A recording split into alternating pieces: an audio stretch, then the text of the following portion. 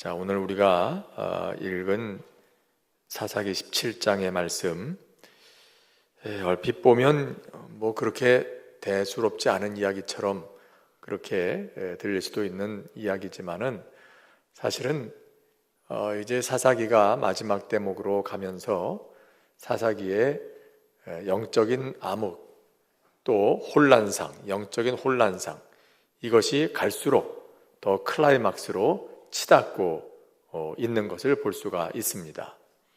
사사기는 여호수아의 죽음과 더불어 시작을 하게 되죠. 여호수아가 죽고 또 그 후에 이스라엘 백성들이 하나님을 떠나기 시작했다라고 하는 것으로부터 시작해서 이제 사사가 등장하는 것으로 이야기가 진행되고 있습니다. 처음에는 여호수아와 또 그의 장로들, 그가 세운 장로들이 살아있을 동안에는, 그를 기억하는 사람이 있을 동안에는 이스라엘 백성들이 그래도 하나님 앞에서 좀 신앙적으로 살려고 애를 썼었던 것 같습니다. 그런데 그들이 다 세상을 떠나고 나니까 점차 하나님을 잊어버리게 됩니다. 그리고 하나님을 떠나게 되니까 그때부터 등장하는 게 누구예요? 사사들인 거예요. 사사들이 등장해서 이스라엘 백성들을 주변의 압제로부터 구원하게 되는 거죠. 그런데 점점 이스라엘 백성들이 하나님을 떠나서 저지르는, 그리고 그들이 빠져들고 있는 영적인 암흑 상태가 점점 더 심화되고 있는 그런 것을 볼 수가 있습니다. 우리가 보통 뭐 소설을 읽든지 혹은 드라마를 보든지 영화를 보든지 하면 도입 부분이 있는가 하면 중간에 클라이막스가 있다가 나중에 결말 부분이 이렇게 나오잖아요. 근데 이런 곡선을 그리게 되는데 사사기는 그렇지 않아요. 점점 더 그들의 혼란상이 클라이막스를 향해 계속 치닫고 있고, 마지막에 가서 그 클라이막스, 이 부패와 암흑의 절정에 이르렀을 때에 사사기는 끝나고 있어요. 그 지점을 향해서 지금 가고 있는 거지요. 그리고 오늘 이야기는 그 중에 하나가 되는 겁니다. 자, 삼손 때만 해도요, 사실 굉장히 혼란스러운 상황이었어요. 삼손이 누굽니까? 나면서부터 나실인으로 택함받은 사람이요, 이스라엘을 외세의 손으로부터 구원할 지도자로, 사사로 세움받은 사람이 아닙니까? 근데 그 사람은 나실인이 뭔지, 지도자로 산다는 게 뭔지 아무것도 모르는 사람처럼 어디를 가든지 일만 치고 다니는 거예요. 하나님께서 어찌 보면 그가 일을 저질러 놓고 나면 그걸 통해서 이스라엘 백성들을 블레셋의 손에서 구원하기 시작하시는 그런 기회를 하나님이 만들어 가셨던 거죠. 삼손이 일은 저질러 놓고 하나님께서 그 뒤치다꺼리를 해 나가시면서 그 속에서 일어나는 일들이 블레셋 사람들의 진영의 균열을 일으키게 되었고, 이스라엘 백성들이 블레셋으로부터 구원받기 시작하는 그 출발점이 되는 거지요. 이건 삼손이 힘이 세서 그랬던 게 아니라 하나님께서 삼손이 저질러 놓은 그 일을 수습하는 과정에서 일어난 은혜의 사건들이었다는 거예요. 자, 그러고 보면 삼손의 시대만 해도 참 혼란스러웠어요. 지도자가 이 지경이니 백성들이 오죽했겠습니까? 오죽하면 그들이 그렇게 얘기했겠어요. 삼손에게, 내가 지금 블레셋이 우리를 다스리고 있는 줄 모르느냐? 이렇게 얘기할 정도예요. 우리가 지금 블레셋이 우리를 다스리고 있으니까 그들 눈치를 보며 살아야 할 판인데 너 왜 자꾸 블레셋 사람들 심기를 건드리고 다녀? 이렇게 도리어 삼손을 책망하는 거죠. 그때가 도리어 삼손과 함께 블레셋에 대적해서 싸워야 할 그런 때인데도 불구하고 저들은 이런 그들에게 주어진 절호의 기회를 알지 못하고 도리어 저들은 블레셋의 압제 아래서 그들의 눈치만 슬슬 보면서 간신히 연명하고 있는 것으로 만족하고 있는, 패배의식에 완전히 사로잡혀 있는 그런 이스라엘 사람들의 모습이었던 거예요. 그러니까 하나님을 섬기는 사람의 믿음도 볼 수 없고, 담대함도 볼 수 없고, 능력도 볼 수 없고, 하나님께 구원해달라고 부르짖는 부르짖음도 들을 수가 없고, 그런 완전히 암흑의 세계 속에 지금 이스라엘 백성들이 살고 있는데, 그것만도 답답한 일인데 오늘 말씀해 보면 더 어이없는 사건들이 계속 벌어지고 있는 걸 볼 수가 있어요. 다음번에 읽게 되는 18장에 들어가면 더더욱 그렇죠. 어떻게 그런 일이 일어날 수 있나 싶을 정도의 깜짝 놀랄 사건이 일어납니다. 오늘 말씀 한번 간단히 볼까요? 오늘 말씀은 크게 두 종류의 두 가지 에피소드가 지금 들어있어요. 하나는 미가와 그의 어머니의 이야기입니다. 먼저 1절 말씀 한번 같이 읽어보겠습니다. 1절 시작. 에브라임 산지에 미가라 이름하는 사람이 있더니, 미가라는 사람이 등장하는데 그 사람이 에브라임 산지에 살고 있다 그랬어요. 에브라임 지파가 살고 있는 그 지역이죠. 에브라임 지파의 땅은 그 바로 옆에 실로라고 하는 곳이 있었어요. 이 에브라임 사람들이 살고 있는 땅은 가나안 전체 지도를 놓고 보면 정중앙에 위치하고 있습니다. 그리고 그곳에 실로라고 하는 곳이 있어요. 실로는 어떤 곳이었을까요? 이스라엘 백성들이 가나안 땅에 들어와서 정착하자마자 제일 먼저 하나님의 성소를 만든 곳이 바로 실로입니다. 하나님을 섬기는, 아직 성전이 지어지기 전이니까 그 당시로 말하자면 약식 성전이 되겠죠. 그런 성소가 있던 곳이 바로 실로예요. 그 신앙의 중심지였다는 얘기죠. 그곳에 이웃하고 있는 곳이 바로 에브라임이었습니다. 그런가 하면 여기에 등장하는 주인공 미가라는 사람의 이름도 한번 볼까요? 우리말로는 미가라고 두 글자로 지금 번역해 있지만 이 사람의 본명은 미카예후입니다. 본래 원어 성경에는 미카예후라고 되어 있어요. 근데 미카예후라는 이름의 뜻은 여호와와 같은 자가 누구냐, 그런 뜻입니다. 그러니까 무슨 말이겠어요? 미카예후라고 하는 말은 이 세상에 여호와와 같은 분은 없다라는 뜻이죠. 오직 여호와 하나님이 참신이시며 이 세상에 그 누구도 여호와 하나님을 대적할 자는 없다라는 말입니다. 그러니까 그의 어머니가 이 아들에게 미카예후라고 하는 이름을 지어줄 때는 어쩌면 이것은 그 어머니의 신앙 고백에 담겨 있을 수도 있고요. 혹은 어머니가 이 아들이 자라면서 과연 이 세상에 여호와와 같은 자가 누구냐라고 신앙 고백하고 그 믿음으로 살아갈 수 있는 믿음의 장보가 되어달라고 하는 어머니의 소원이 그 이름 속에 담겨 있을 수도 있는 거예요. 우리도 자녀들 이름 지을 때 그렇지 않습니까? 자녀들에 대한 소망이 그 이름 속에 들어가 있잖아요. 너는 이런 사람으로 살았으면 좋겠다. 그런 마음이, 부모의 소원이 이름에 담기게 마련이에요. 그러니까 어쩌면 이 어머니는 자기의 신앙 고백을 담아서 이 아들이 이런 사람 되어주기를 바라면서 그 이름을 지었는지 모르지만 안타깝게도 그 이후에 벌어지고 있는 모든 일들을 보면 과연 그 어머니가 그런 신앙을 가지고 있는 사람이었나? 혹은 이 미가라는 사람이 진짜로 그 이름처럼 여호와 하나님을 최고로 알고 하나님을 섬기는 그런 사람이었나? 믿음의 사람이었나? 이걸 의심하게 만드는 사건들로 오늘 말씀은 가득 차 있는 겁니다. 자, 먼저 어떤 사건이 있었는지 한번 보겠습니다. 미가와 그 어머니 사이에 있었던 사건. 자, 2절 말씀 한번 같이 읽어볼까요? 2절 시작. 그의 어머니에게 이르되 어머니께서 은 1,100을 잃어버리셨으므로 저주하시고 내 귀에도 말씀하셨더니 보소서 그 은이 내게 있나이다. 내가 그것을 가졌나이다 하니 그의 어머니가 이르되 내 아들이 여호와께 복받기를 원하노라 하니라. 자, 이 말만 보면은요, 우리말 성경 번역된 것만 그대로 읽어보면 꼭 이런 것처럼 느껴져요.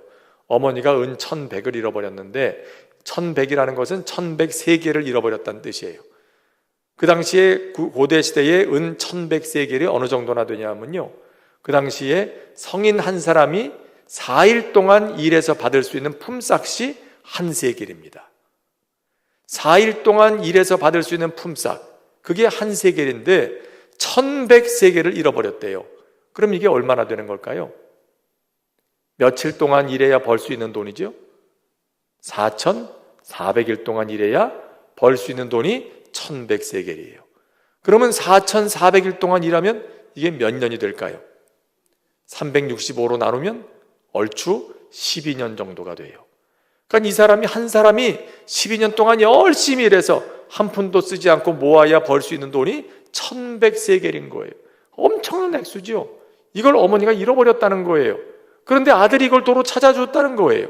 그래서 어머니가 그 아들에게 야, 잘했다, 고맙다 그러면서 하나님이 이 아들에게 복을 주세요, 이렇게 칭찬했다고 하는 따뜻한 이야기처럼 들리지만 이 이야기의 본질은 그게 아니에요.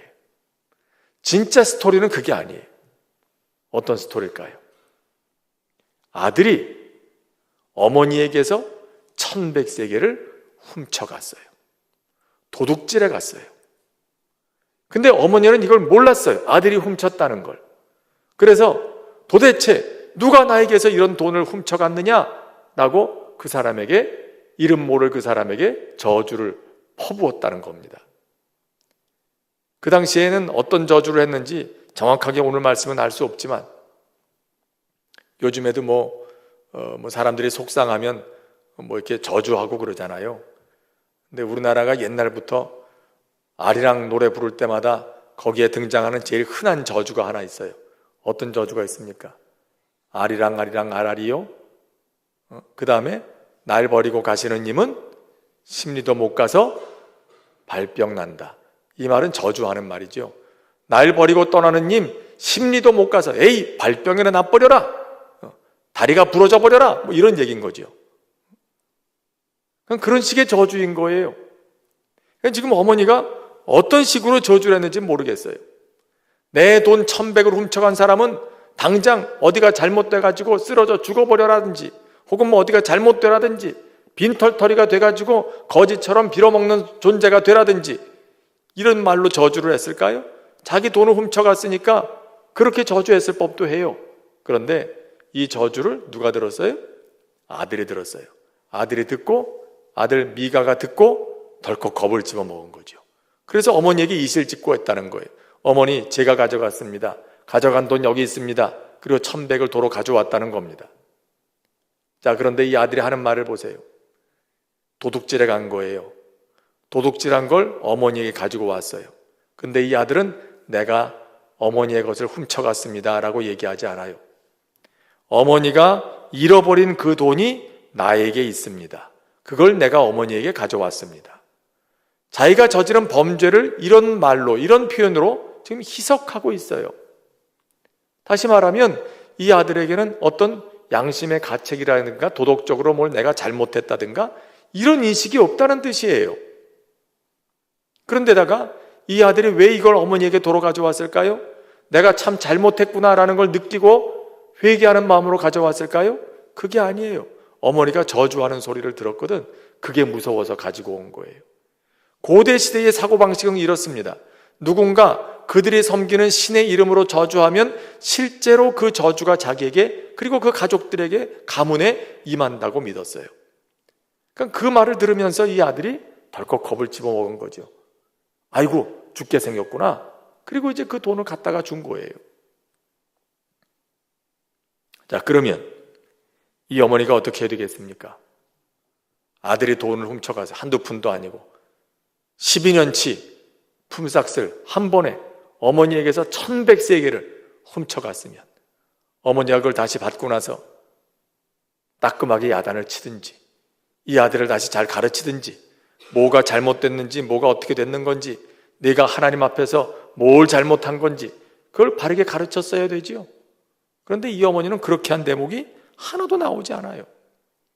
어머니도 뭐가 잘못됐는지를 모르는 거예요. 자기가 돈을 잃어버려서 속이 상했다는 것만 있지, 그것 때문에 누군가를 저주했다는 것만 있지. 그리고는 아들이 돌아왔을 때 내 아들이 여호와께 복받기를 원하노라. 이것도요, 아들이 야, 네가 잃어버렸던 돈을 찾아와서 고맙구나, 그래서 얘기하는 게 아니에요. 그 당시 고대 사회에는 어떤 사람이 저주를 걸었으면 그 저주가 풀리려면 그것에 해당하는 것을, 저주를 건 사람이 그걸 뒤집어야만 그 저주가 풀릴 수 있다고 믿었어요. 그러니까 이 어머니는 생각에 자기가 누군지 모르지만 저주를 걸었는데 저주를 건 대상이 아들이 됐다는 걸 알았잖아요. 아들이 저주를 받게 되면 이 집안이, 이 가문이 다 저주를 받게 되고, 그 저주 받을 때 자기도 예외가 아니거든요. 그 집안 사람이니까. 그러니까 이 어머니도 고대 사회의 그 주술적인 미신적인 신앙에 사로잡혀가지고요, 그렇게 그 저주를 풀겠다고 한 얘기인 것이에요. 이게 진짜 신앙적으로 내 아들이 이렇게 훌륭한 일을 했으니까 하나님이 내 아들에게 복을 주세요, 그렇게 어머니의 사랑으로 드렸던 기도가 아니란 거죠. 고대 사람들의 주술적인 미신의 행위가 여기 지금 나오고 있는 거예요. 미가와 그의 어머니는 가나안 사람들이 흔히 행하고 있었던 주술과 미신적인 신앙에 깊이 물들어 있었던 사람이라는 얘기입니다. 그런데 이 사람들이 어디 살고 있어요? 신앙의 중심지인 실로 바로 옆에 이웃에 살고 있고, 지리적으로도 이 아들의 이름은 미카예후. 여호와 같은 분이 누구냐? 그런 이름의 뜻을 갖고 있는 사람인데 그들의 삶은 이랬다는 거죠. 얼마나 모순적인 그런 일이겠어요. 겉모양은 굉장히 신앙적인 사람 같은데 그들의 삶은 전혀 그렇지 않았다는 거예요. 그들이 살고 있는 가나안에 완전히 물들어 있는 그런 모습을 보여주고 있다. 이게 뭐라는 겁니까? 그 당시에 이스라엘 사람들의 모습이었다는 얘기입니다. 미가와 그의 어머니의 이야기는 단지 그 사람들만의 이야기가 아니에요. 이스라엘 백성들이 그 당시에 얼마나 영적으로 타락해 있었는지를 단적으로 보여주는 단면인 거죠. 한 예였던 거죠. 여러분, 여기서 큰 문제가 되는 것입니다. 심지어 미가가 그 은을 어머니에게 도로 주니까 어머니는 그 돈을 받아가지고 그 중에 200세겔을 가지고 신상을 만들었대요. 아들을 위해서 신상을 만들겠다. 여러분, 아마도 오늘 성경에는 그게 어떤 신상이었는지 나와 있지 않지만 이스라엘 백성들이 신상을 만들었다 할 때, 우상을 만들었다 할 때 가장 익숙한 우상이 있다면 아마도 금송아지 우상이었을 거라고 추측해 볼 수 있습니다. 이스라엘 백성들이 시내 산 앞에서 만들었던 우상도 금송아지 우상이었죠. 그걸 만들어 놓고 이것이 너희를 애굽에서 구원해낸 여호와 하나님이다, 그렇게 얘기를 했어요. 하나님을 안 섬기겠다는 건 아니죠. 하나님을 부인하는 것도 아니에요. 그런데 애굽에서 그들이 보았던 신, 그 우상과 여호와 하나님을 섬기는 신앙을 혼합시켜 버렸어요. 결국 그들은 하나님을 섬긴다 하면서 애굽 사람들의 방식으로 하나님을 섬기겠다 한 거지요. 신앙이 변질되고 왜곡되고 병들고 정체를 알 수 없는 정체불명의 신앙이 되어버리는 거예요. 근데 그것이 지금까지 이어내려오는 거죠. 이스라엘 백성들 사이에 암암리에 행해지고 있던 우상 숭배, 그게 지금 이 사람들에게도 나타나고 있는 거예요. 아들을 위해서, 자, 저주는 취소했어요. 하지만 아직도 안심이 되지 않아요. 우리 집이 또 저주를 그대로 화를 입으면 어떡하나. 그래서 우상을 만들어 갖고 집에 갖다 놓고 그걸 부적 삼아서 우리가 흔히 전통적으로 하는 말처럼 애군을 막기 위해서 액막이 용으로 이런 신상을 만들어다가 집에다가 모셔놓고 있는 거예요. 자, 여러분, 그런데 어떻습니까? 하나님께서 이를 허락하시는 일입니까? 하나님은 분명히 하늘에 있는 것이나 땅에 있는 것이나 땅 아래 물속에 있는 그 어떤 것도 어떤 형상으로도 우상을 만들지 마라. 왜? 여호와 하나님은 영으로서 이 세상의 피조물 가운데 그 어떤 것으로도 하나님을 설명할 수 있는 것은 아무것도 없기 때문에 우리가 이 땅에 우리의 눈으로 보는 것 가운데 하나님을 설명하기 위해서 우상을 만드는 순간 우리는 하나님을 그런 것 안으로 제한하는 큰 실수를 범하는 거예요. 이 세상에 그 어떤 것도 하나님을 완전히 드러낼 수 있는 그런 것이 없어요. 그럼 하나님께서는 우상을 만들지 마라 그러셨던 거예요. 어떤 것으로도 우상을 만들지 마라. 그러는 순간 너희가 알고 있는 하나님은 더 이상 하나님이 아닐 것이니까, 다른 신을 섬기는 것처럼 되어버리고 말 것이니까. 그런데 이 사람들은 버젓이 그런 신상을 만들고 있습니다. 뿐만 아니라 또 어떻게 해요? 미가가 그 다음에 보니까 5절 뒷부분에 보면 이런 말씀이 있어요. 그가 에봇과 드라빔을 만들고 한 아들을 세워 그의 제사장으로 삼았다. 에봇은 본래 제사장들이 하나님 앞에 제사 드릴 때 성전에 들어갈 때 입는 그 옷 가운데 하나죠. 제일 위에다가 걸치는 옷 가운데 하나예요. 이것은 하나님께 예배 드릴 때 제사장들이 입는 옷으로서 예배하는 도구였어요. 그것일 뿐이지 이건 결코 섬김의 대상이 될 수 없는 그런 물건입니다.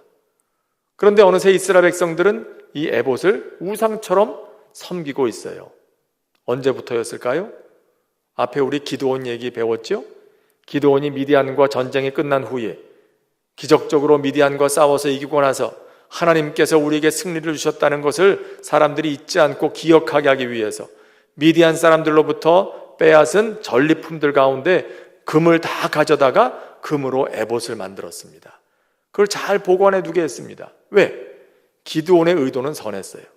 사람들이 이후로도 잊지 않도록 하기 위해서 이 금으로 만든 에봇을 볼 때마다 하나님께서 우리를 도우셔서 미디안과의 전쟁에서 이기게 하셨다. 그걸 기억하게 하려고 이 에봇, 금으로 만든 걸 놔뒀는데 참 죄로 물든 사람들은 희한하지요. 그 금으로 된 에봇을 보면서 그래, 하나님께서 우리를 이기게 하셨어. 하나님께서 우리에게 승리를 주셨어. 그리고 하나님을 찬양해야 되겠는데 어느새 사람들은 금 에봇을 우상처럼 음란하듯 섬기기 시작했어요. 그 기드온의 이야기에 나오잖아요. 무슨 얘기일까요? 바로 이런 얘기입니다. 저들이 하나님을 예배할 곳은 성소가 따로 있어요. 거기 가서 예배 드려야 돼요. 근데 저들은 생각하는 거죠. 야, 그 금 에봇이 영험하대. 그 금 에봇이 능력이 있대. 그래서 금 에봇 앞에 가서 기도하면 그 기도가 더 응답이 잘 된대. 그 금 에봇 앞에 가서 기도하면 병도 낫고 그 금 에봇 앞에서 기도하면 돈도 벌고 그런데 그래서 사람들이 그 금 에봇 앞으로 몰려드는 거예요. 영험하다고. 거기가 영험하다고. 여러분 요즘에도 그런 사람들 많지 않아요? 어디가 영험하다더라. 그러면 거기저기 찾아다니면서 거기서 기도하고 거기서 복을 빌고 그러는 게 있어요. 뭐 제주도 가면 돌 하루방마다 코가 반질반질하다면서요. 그거 왜 그렇죠? 야, 돌 하루방 코를 만지면 애를 잘 낳는데 복 받아가지고 아들 낳는데 그런 거죠. 그런 사고방식인 거예요. 또 야, 어느 산에 올라가면 기도가 더 잘 된대. 어느 산이 그 기운이 세가지고 거기가 아주 영험한 산이래. 그 산에 가서 기도하면 은혜 받고 기도 응답도 잘 되고 그런데 그래서 그 산으로 그 사람들이 그런 거예요. 금 에봇을 사람들이 그렇게 우상처럼 섬기기 시작했던 그런 전통이 지금 여기까지 이어지고 있고요. 그래서 에봇을 우상처럼 하나 만들어 놓고 제사 드릴 때 입는 옷이 아니라 우상으로 만들어 놓고 그 앞에서 절하고 섬기고 있는 거예요. 드라빔, 고대 시대에 가나안 사람들의 집에 적어도 하나 정도씩은 있는 가정 수호신, 그런 우상을 지금 미가, 여호와와 같은 자가 누구냐, 그런 이름의 뜻을 갖고 있는 미카 예후의 집에 그런 드라빔, 가나안 사람들의 집에 들어가면 어디에나 있는 그 작은 우상이 그 집에도 있었다. 심지어 그는 어떻게 합니까? 그의 한 아들을 세워 그의 제사장으로 삼았대요. 참 어이가 없는 일이에요. 제사장은 누가 되는 겁니까? 하나님 뭐라고 말하셨죠? 레위 사람들 가운데, 특별히 아론의 자손들 가운데 다 제사장으로 세워지는 거예요. 다른 사람들은 제사장이 될 수 없어요. 레위 사람 가운데 아론의 자손들만이 제사장이 되어서 오직 하나님만을 섬기는 역할을 하는 거예요. 제사장은 하나님이 세우셔서 하나님의 제사장만 있는 거지, 한 개인이 자기 마음대로 누군가를 제사장으로 세우고 나의 제사장을 삼고 그런 건 있을 수가 없어요. 그런데 미가는 자기 아들 가운데서, 에브라임 지파인데 레위인도 아니고 아론의 자손도 아닌데 자기 아들 가운데서 한 사람을 네가 우리 집에 제사장이 되라, 제사장으로 세우는 거예요. 왜 이렇게 됩니까? 그들이 하나님의 말씀에 대해서 무지하기 때문이죠. 그래서 이렇게 자기들 마음대로 겉으로는 하나님을 섬기노라 하면서 자기들 마음대로 이상한 짓을 하고 있는 거예요. 가나안 사람들이 한다는 걸 그대로 받아들여 가지고 완전히 신앙이 변질돼 버리고 만 거죠. 왜? 이런 현실의 이유를 한마디로 6절은 이렇게 요약합니다. 같이 읽겠습니다. 시작. 그때에는 이스라엘에 왕이 없었으므로 사람마다 자기 소견에 옳은 대로 행하였더라. 자기 소견에 옳은 대로 행하였더라. 이 말씀이 사실은 사사기 전체 내용을 요약하는 가장 중요한 요절이에요. 하나님도 알지 못하고 하나님이 세운 왕도 없던 그 시대, 사람들이 자기 좋은 대로 그렇게 살아가던 시대, 혼란이 극에 달했던 시대. 여러분, 여기에 자기 소견에 옳은 대로 행하였다고 하는 말이요, 우리 앞절의 앞부분에 보면은 삼손이 딥나의 여인을 좋아했다는 그런 내용이 나오죠. 딥나의 여인을 사랑해서 아내를 삼고자 할 때 부모님에게 이렇게 얘기합니다. 내가 이 여인을 좋아하오니. 그렇게 얘기를 해요. 그 말과 똑같은 표현이에요, 이게. 우리말의 번역만 조금 달라져 있을 뿐이지 사실 원래 의미는 똑같은 표현이에요. 내가 좋아한다. 소견에 옳은 대로, 내가 좋은 대로 행했다, 그 말이에요. 내 눈으로 보기에 좋은 대로, 내 마음에 느껴지는데 좋게 느껴지는 대로 그렇게 마음대로 살았다. 모든 것의 기준이 죄로 물든 사람의 본성, 그 느낌, 그 판단, 그 생각이었다는 거지요. 그러니 어디로 가겠어요? 하나님께서 기뻐하시는 그 길로 갈 수 있겠어요? 아닌 거지요. 이 모든 것들이 어디서부터 비롯됩니까? 결국 하나님의 말씀을 알지 못한 데서부터, 하나님의 율법이 사라지고 난 데서부터 시작이 되는 겁니다. 여러분, 신앙인들의 생활의 잣대는 뭐겠습니까? 우리 장로교 신조 제1조에 보면 제일 먼저 나오는 대목이 뭐예요? 신구약 성경은 하나님의 말씀이니 신앙과 행위에 대하여 정확무오한 유일의 법칙이다. 그렇게 정의 내리고 있어요. 신앙인들의 삶의 기준이 되는 것은 하나님의 말씀밖에 없어요. 하나님의 말씀의 잣대에 비추어 보지 않으면 우리는 언제든지 소견에 옳은 대로 판단하고 생각하고 행하게 됩니다. 하나님의 말씀이 없으면 우리도 어느 사이에 사사기에 살고 있는 것이 되고 말아요. 내 삶이 사사기가 되는 거예요. 그런 혼란 속에 살게 되는 거예요. 그래서 우리 신앙인들에게는 하나님의 말씀이 그렇게 중요한 겁니다. 제일 중요한 거예요. 자, 그런데 어떻게 이 사람들이 유대인들, 하나님의 택한 백성 이스라엘을 하면서도 이렇게 하나님의 말씀에 무지해질 수가 있는가?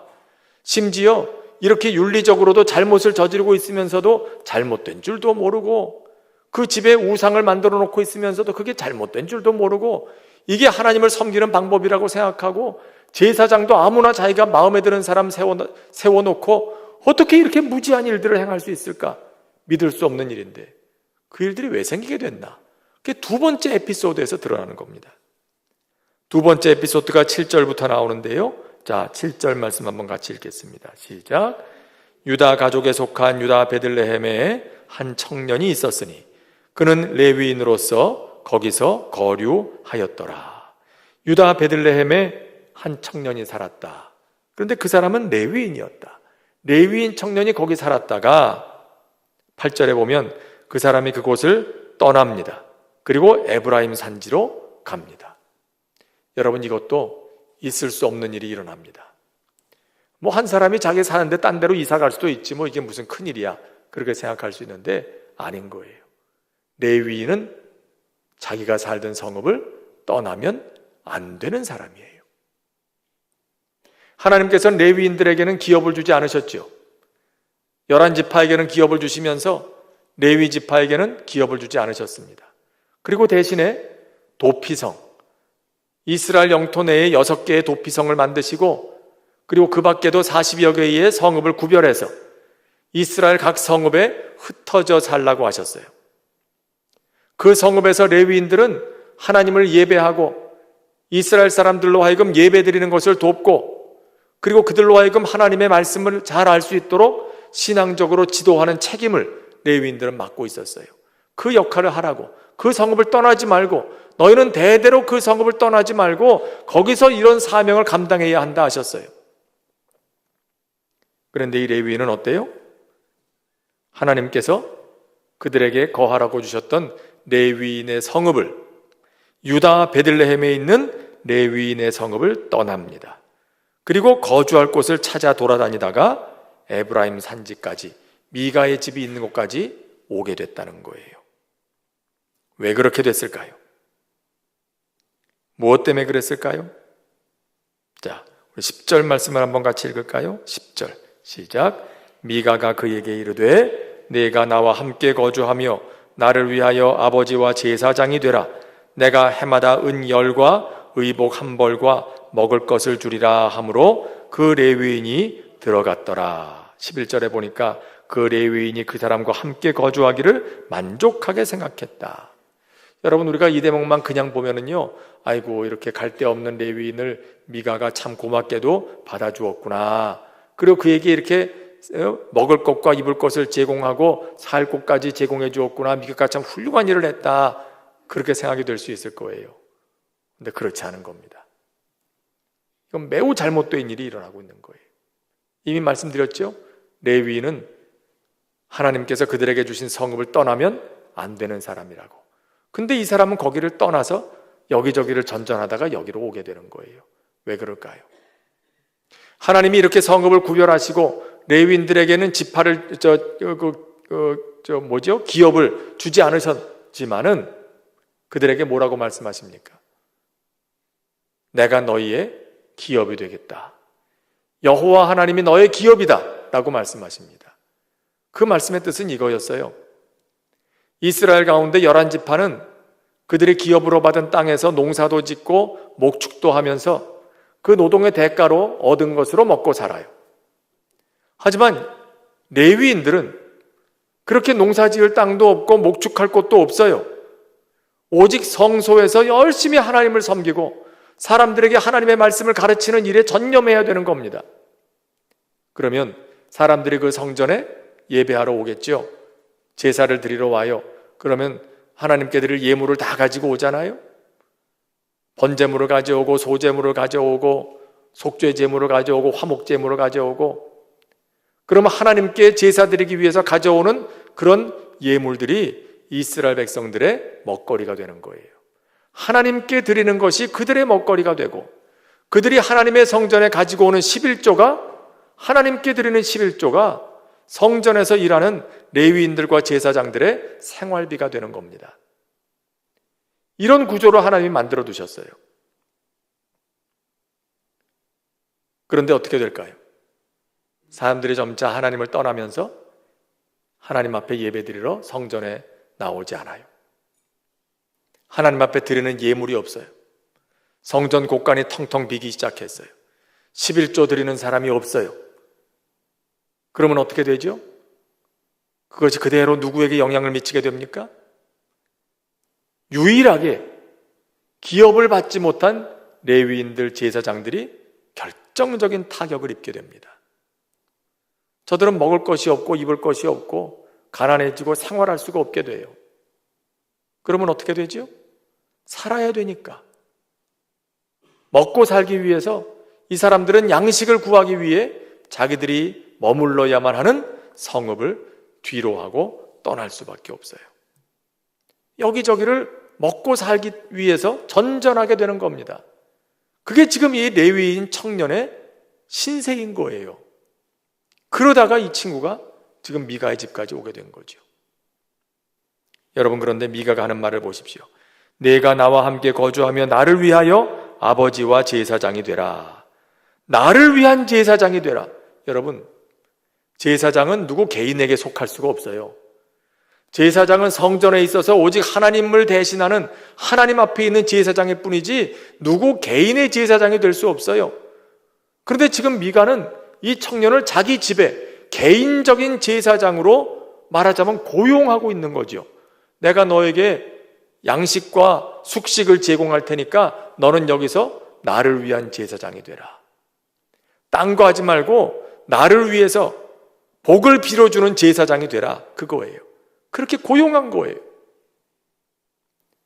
이스라엘의 제사장은 이스라엘 모든 백성들의 죄를 하나님 앞에 고하고 대신 속죄하고 하나님의 사죄의 은총을 백성들에게 선포하고 하나님의 말씀을 이스라엘 백성 모두에게 전해야 하는 그 사명을 가지고 있는 사람이 제사장이에요.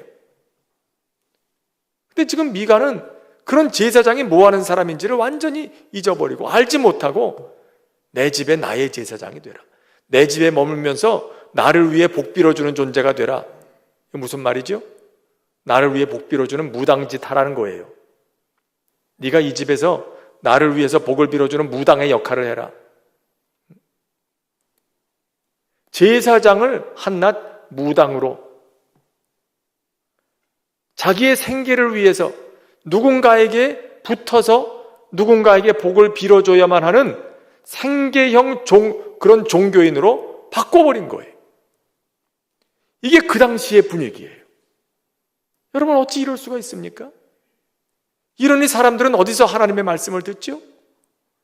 성전은 텅텅 비어버리고 예배는 그치고 레위인들과 제사장들은 먹을 것이 없어서 곳곳을 전전하면서 어디서 누가 나에게 먹을 것을 주지나 않을까, 이걸 찾아 돌아다니고 있는 이런 형편인데 어디서 하나님 말씀을 들을 수 있겠어요?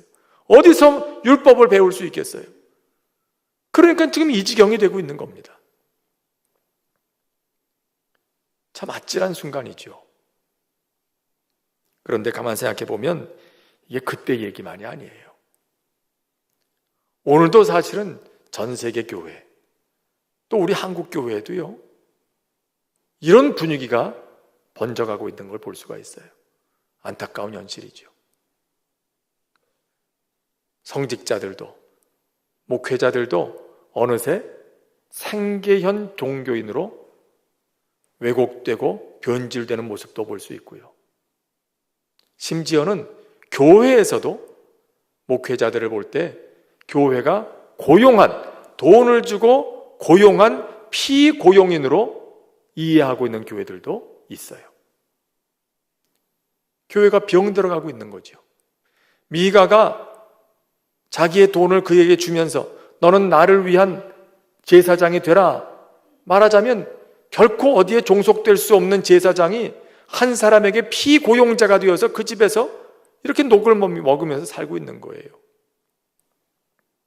그처럼 교회에서도 목회자들 보기를 피고용인으로 생각하는 그런 문화가 지금 번져가고 있는 거예요. 여러분, 목회자들이 교회를 통해서 얻게 되는 그런 물질은 그건 근로소득이 아닙니다. 노동의 대가로 받는 게 아니에요. 이스라엘 11지파는 노동의 대가로 물질을 얻습니다. 농사를 짓고 목축을 하고 해서. 제사장들과 레위인들은 그들이 성전에 드린 것을, 하나님께 드린 것을 그들의 기업으로 삼습니다. 그것으로 먹고 살면서 성전에서 일하게 되는 거예요. 오늘도 사실은 이런 구조는 마찬가지인 거예요. 목회자들은 노동의 대가로 물질을 얻는 게 아닙니다. 하나님의 성전에서 섬기는 그것을 가능하도록 하기 위해서 생활에 신경 쓰지 아니하고 오직 그 사역에만 전념할 수 있도록 하기 위해서 기업을 얻은 사람들, 11지파 사람들이 하는 역할을 교인들이 하는 거지요. 교회를 통해서 그렇게 목회자들은 필요한 것들을 공급받는 거예요. 이런 질서가 있는 거예요. 그래서 교회 안에서는 목회자들이 물질을 공급받는 걸 임금이나 혹은 근로소득이라고 얘기하지 않고 사렙이라고 얘기하는 거예요. 그래서 그건 노동의 대가일 수가 없거든요. 그런데 어느 사이에 교회에서는 목회자들의 이야기를 교회에서 노동하는 사람들, 우리가 고용한 피고용인, 그 정도로 생각하는 그런 분위기가 번져가고 있고, 또 한편으로는 목회자들도 그런 생각에 물들어가고 있는 걸 봐요. 하나님께서 주신 사명을 감당해야 하는 그런 사명을 가지고 있는 사람이 아니라 한낱 생계형 종교인으로 오늘 본문에 등장하고 있는 이 청년 레위인처럼 말이에요. 여러분, 이건 참으로 우리가 경계해야 할 부분이 아닐 수 없어요. 목회자는 목회자로, 그리고 교회는 교회로서, 교회 입장에서 깊이 생각해야 됩니다. 사실 지금 사사기 역사서로 지금 들어가고 있는데요, 사사기 끝나고 나면 그 다음에 사무엘상하, 열왕기상하, 역대상하 계속해서 역사서가 이어져요. 그 역사서에서 이야기하는 게 뭡니까? 이렇게 철저하게 무너져버린 그런 영적인 질서와 영적인 혼란이 그들의 이스라엘의 역사 속에 어떤 영향을 미치게 되었는가, 이게 그 역사서 속에 쭉 들어가 있는 거예요. 여기에 원인이 있는 거죠. 성전의 예배가 그치고 성전은 텅텅 비게 되고 레위인들은 전국을 돌아다니면서 생계를 유지할 수밖에 없는 그런 상황 속에서 혼란이 가중되고 있는데 그 결과가 어떻게 돌아가느냐? 결국 나라의 패망으로 이어지게 됐다. 다 연결되는 얘기입니다. 사사기 얘기 따로, 뒤에 나오는 열왕기상하, 역대상하 이야기 따로, 다 따로가 아니에요. 다 연결되어 있어요. 사사기에서 무너져버린 이런 신앙의 모습이 그대로 역사서 속에 이어지면서 그런 현실이 어떻게 이스라엘의 실제 역사 속에 영향을 미쳤는가, 그 속에 나오는 거거든요. 여러분, 우리는 이걸 깊이 생각해야 할 것입니다. 오늘 우리가 구약시대를 사는 건 아니지만 그러나 하나님께서 세우신 교회 안에는 그와 같은 영적인 질서가 여전히 있는 겁니다. 그것이 무너지게 될 때 우리의 삶도 어느 사이에 사사시대에 가까이 닿게 된다는 것을 우리는 꼭 기억해야 할 것입니다. 오늘 주신 말씀 생각하면서 잠시 한 목소리로 기도하겠습니다.